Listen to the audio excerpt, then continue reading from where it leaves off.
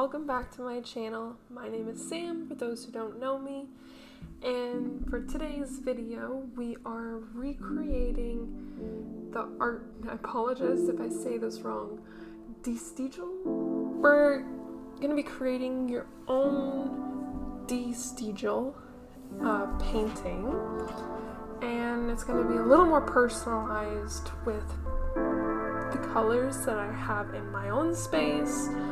If you do this, you can use colors that are in your own space as well. The key for his paintings was primary colors and the blockiness of the solid black lines, clearly detailing it to be squares and rectangles matched all the way around the painting. So we're gonna take that, we're gonna create our own twist on it, and hopefully it'll turn out as good as I envision it. Without further ado, let's get into it. So now I'm going to just kind of roughly plan out my squares and rectangles along the page here. I'm gonna have one that goes all across, a bunch of lines. I think if I draw a bunch of lines and erase lines, it might be easier, so that's what I'm gonna do.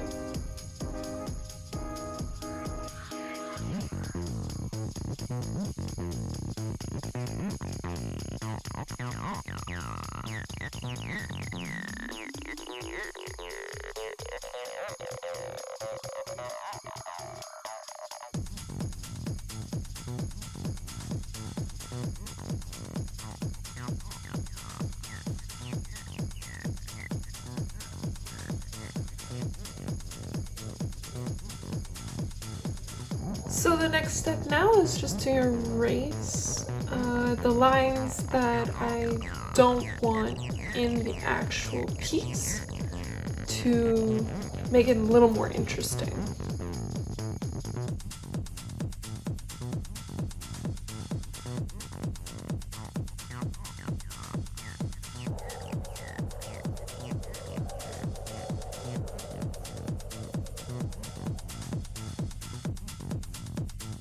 Next, I'm going to paint the lines like a solid black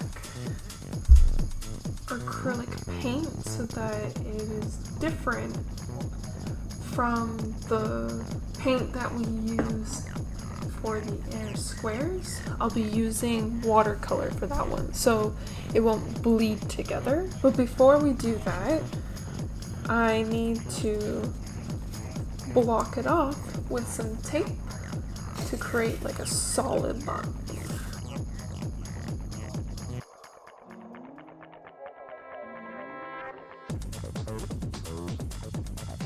Now we paint.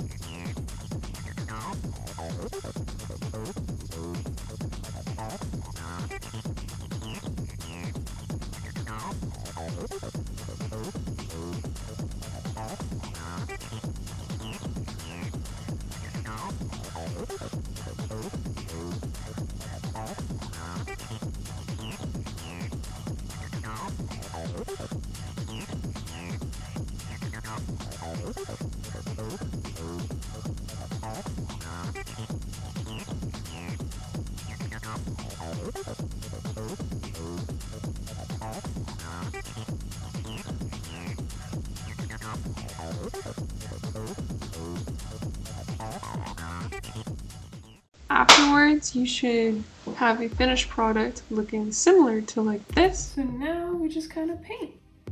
The colors that I have selected for this painting are very similar to the original colors. However, they're much more faded, just to kind of tone down the vibrantness of the colors within it. In the original, they used very bold primary colors, where in this one, the boldest that we would get is that red line that you see there. Other than that, everything else is very toned down. My reason for that choice is because all the colors within my space aren't very bold. They're either very faded or tinted or just a lot softer within the space. So I just wanted to make sure that I created that within the piece to keep it cohesive within the space. To add extra depth and value, I did block some of them out with the same black acrylic, creating a very interesting detail. Once it's all dry, we're going to now trim it so that we don't have these ugly ends here, and put it into the frame.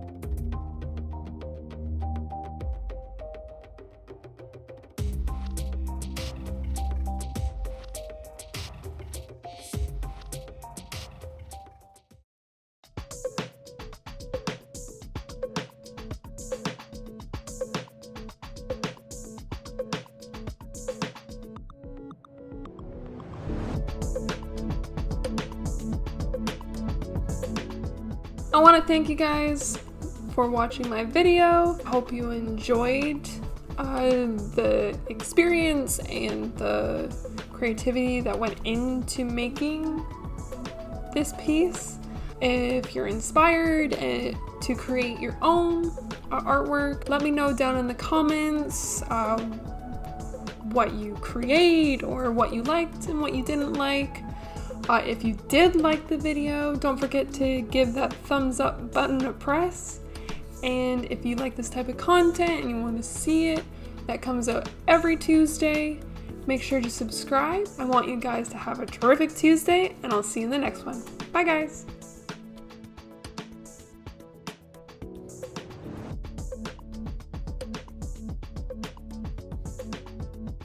During my entire painting, I have made a little sculpture out of the tape that we use. He's my buddy for the rest of the video, I guess.